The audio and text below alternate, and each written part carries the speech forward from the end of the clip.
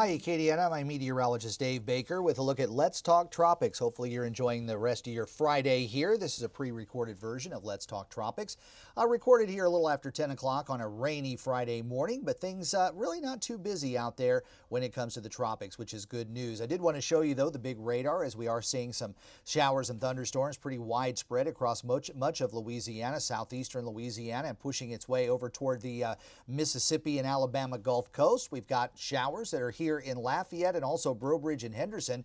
Got some heavy downpours up toward Opelousas and Alexandria, and those rains are going to continue on into the afternoon. A lot of tropical moisture, an upper level trough, and a frontal boundary kind of draped across the region. It's going to be a very slow mover here over the next several days as it slides off toward the southeast. Got any boating plans? Again, it's not the greatest of days, but winds are going to be light out of the southeast at 5 to 10 knots, and seas will be running about 1 to 2 feet. Of course, remember those winds and seas will be higher around those scattered showers and thunderstorms.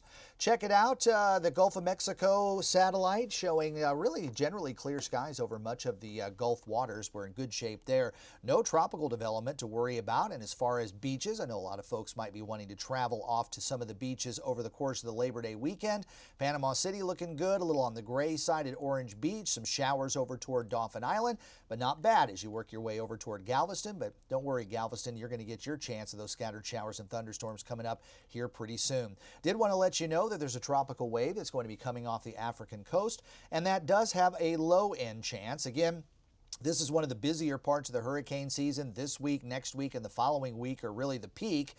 So it is a little unusual to not see a lot of action out there this time around, but a low-end chance here for the next couple of days. Nothing to worry about over the weekend, but we'll concentrate on that a little bit more as we head into next week. Did want to show you the Central American satellite. We've got a tropical wave that's moving westward, producing some showers and thunderstorms over Nicaragua.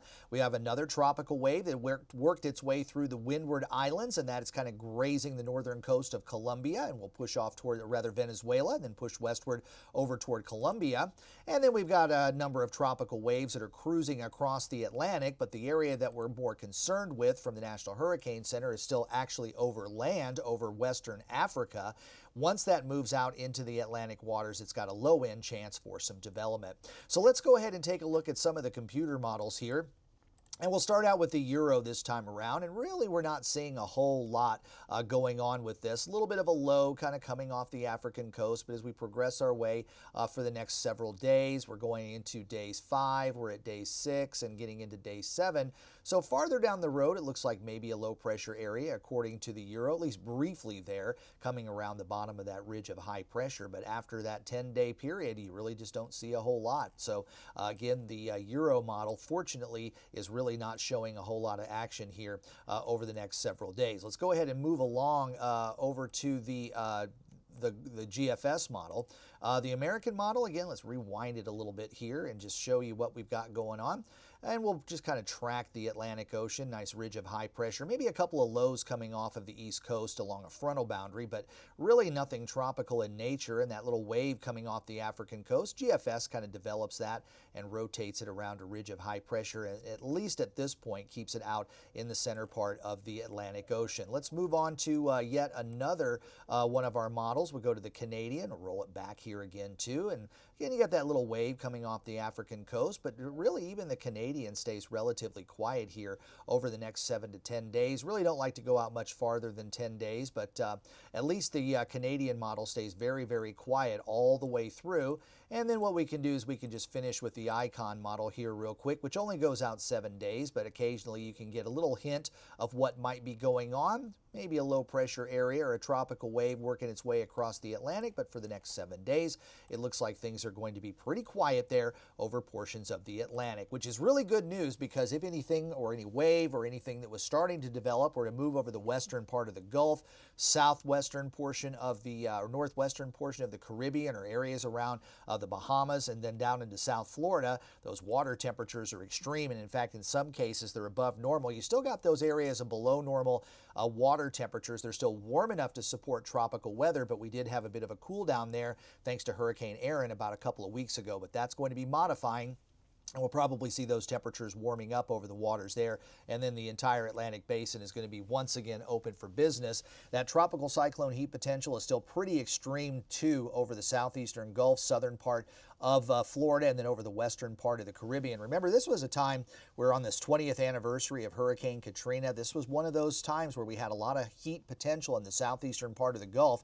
And once it hit that loop current, that's when Hurricane Katrina really ramped up to a Category 5 hurricane in a very short period of time. So that's really kind of the worry when it comes to hurricane season. Nothing that's out there right now, but if something were to kind of cross over into those areas of high heat content, you could have a more dangerous storm than you would normally see where the water temperatures below the surface aren't nearly as warm.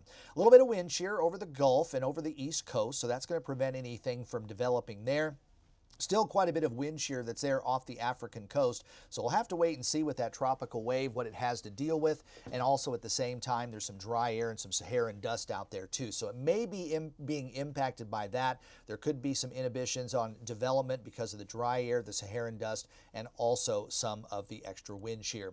As far as the global tropics hazard outlook, it still has a little bit of action there in the central and western part of the Atlantic, but if you look into the following week, starting September the 10th, it does show maybe some increased activity, which of course would be right on time as hurricane season does peak out on September the 10th. But this week, next week, the following week, and really the next one is kind of the busiest 4 weeks of the hurricane season. But we stay kind of busy and at least have to stay on alert all the way through halfway through the month of October. But if you remember 2024, things ran even later where we were watching storms in the Gulf during the month of November. Now September is a much busier month. I see that that's the June one, so let's go ahead and get you the September one that's on here, and that'll at least give you an idea of what we've got out there. There's your September, and really pretty much the entire Atlantic basin is open for business, and you even get a little bit more action there across the northern Gulf Coast during the month of November, which is another reason why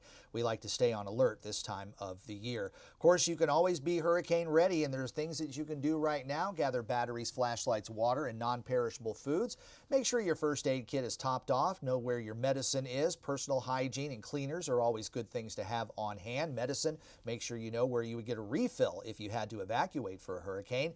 And you can take your IDs, insurance, important papers, save those as digital. Just take a picture of those on your phone and make sure you've got a basic tool set, some entertainment for the kids, and all the supplies that you need for your pets. Well, I hope you enjoy Let's Talk Tropics. I certainly enjoy visiting with you each afternoon. Please like this video, subscribe to the channel, and turn on those notifications. Remember, you can hear my forecasts on Big 102.1, Planet Radio 106.7, and Freedom 95.1, and select mornings at WBRZ in Baton Rouge. Also follow my social media pages on Facebook and X, and thanks to everyone who's already subscribed to Acadiana Weather Today right here on YouTube. I'm Meteorologist Dave Baker. Enjoy the rest of your Friday, and I hope you have a great holiday weekend, and I'll talk to you on Monday.